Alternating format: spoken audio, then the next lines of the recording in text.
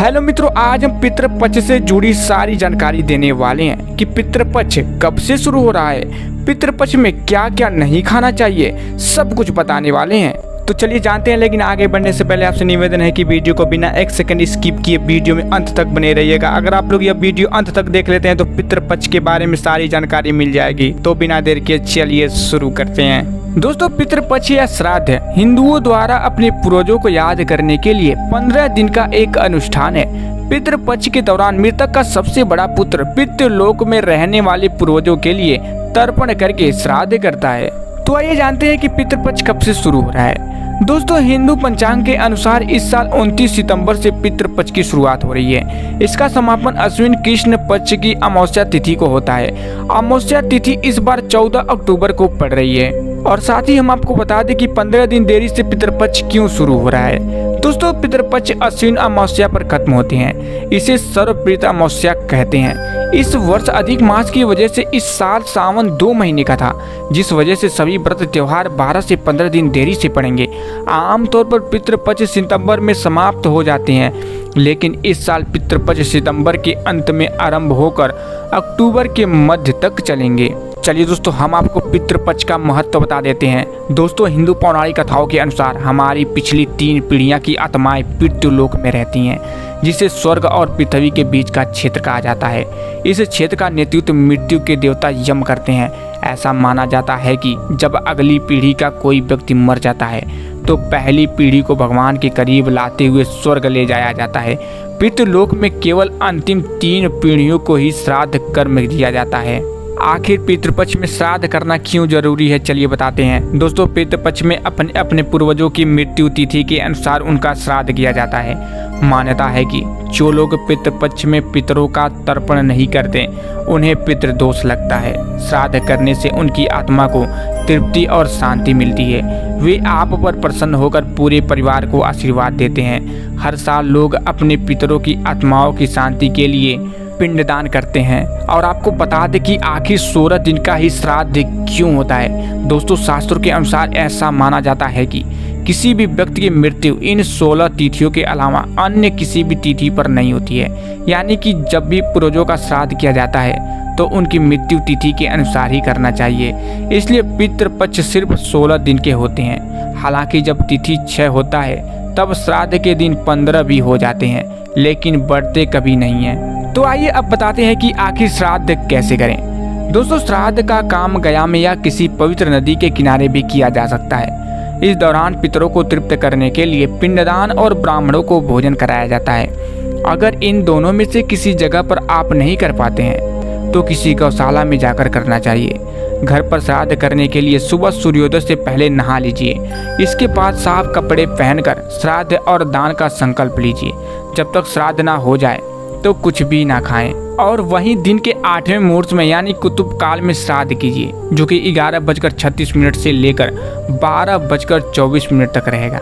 दक्षिण दिशा में मुंह रखकर बाएं पैर को मोड़कर और घुटने को जमीन पर टिकाकर बैठ जाएं। इसके बाद तांबे के लोटे में जौ, तिल, चावल, गाय का कच्चा दूध, गंगा जल, सफ़ेद फूल और पानी डालें। हाथ में कुश लेकर और दाल को हाथ में भरकर सीधा हाथ के अंगूठे से उसी बर्तन में 11 बार गिराएं। फिर पितरों के लिए खीर अर्पित करें। इसके बाद देवता, गाय, कुत्ता, कौवा और चींटी के लिए अलग से भोजन निकाल कर रख दीजिए। दोस्तों, पितृपक्ष में इन 4 लोगों को भोजन कराना बिल्कुल भी मत भूलिएगा। चलिए आपको बताते हैं। ज्योतिष कहते हैं कि सभी जातक पितृपक्ष में जिनके माता पिता अभी गया जी नहीं गए हैं, बद्री धाम नहीं गए हैं, ऐसे जातक सुबह के समय अपने पितृ को जल से, दूध से, गंगा जल से उनको 3-3 अंजलि तर्पण दें। फिर उस दिन विशेष रूप से ब्राह्मणों को बुलाकर भोजन कराएं। उस दिन ब्राह्मण भोजन से पहले 4 और लोगों को भोजन कराया जाता है। जैसे गाय को भोजन कराते हैं। गाय को भोजन कराने से जातक वैतरणी नदी पार होता है। कुत्ते को भोजन कराया जाता है, जिससे देवलोक में जाने के लिए या यमराज के पास जाने के लिए रास्ता आसान हो जाता है। तीसरा, कौवा को भोजन कराया जाता है, जिससे यमराज के दूत प्रसन्न होते हैं। चौथी, भोजन चींटी, मटा, जीव जंतु को कराया जाता है, जिससे जाने अनजाने जो प्रायश्चित पाप हो जाते हैं उससे छुटकारा मिलता है। इन विशेष तिथियों में इस तरह से तर्पण करें तो पितृदेव प्रसन्न होते हैं। दोस्तों हम आपको बता दें कि 29 सितंबर से 14 अक्टूबर के बीच में इन दौरान कोई भी शुभ कार्य नहीं होता है, जैसे विवाह, कंछेदन, मुंडन, गृह प्रवेश, किसी भी तरह के मांगलिक कार्य नहीं होते हैं। मात्र अष्टमी के दिन उस दिन लक्ष्मी पूजन होता है। अष्टमी का दिन जो इस बार 7 अक्टूबर को पड़ रहा है, उस दिन शाम के समय से छूट रहती है। उस दिन वाहन खरीद लें, भूमि खरीद लें, स्वर्ण आभूषण खरीद लें, उस दिन शुभ रहता है। शेष तिथियों में ऐसा वर्जित रहता है। जो लोग मनमानी तरीके से ऐसा कार्य कर लेते हैं उन्हें नुकसान उठाना पड़ता है। ऐसे कार्य वर्जित होते हैं, ऐसे कार्य न करिए। पितृपक्ष के दौरान आखिर क्या क्या नहीं खाना चाहिए, चलिए हम आपको बताते हैं। दोस्तों पितृपक्ष ऐसा समय है जब हम अपने पूर्वजों को प्रसन्न कर सकते हैं। हालांकि इस दौरान कई बातों का विशेष रूप से ख्याल रखना भी बेहद जरूरी है। पितृपक्ष में कुछ चीज़ों का सेवन करना वर्जित माना गया है, तो आइए हम आपको बताते हैं कि किन चीज़ों का सेवन बिल्कुल भी नहीं करना चाहिए।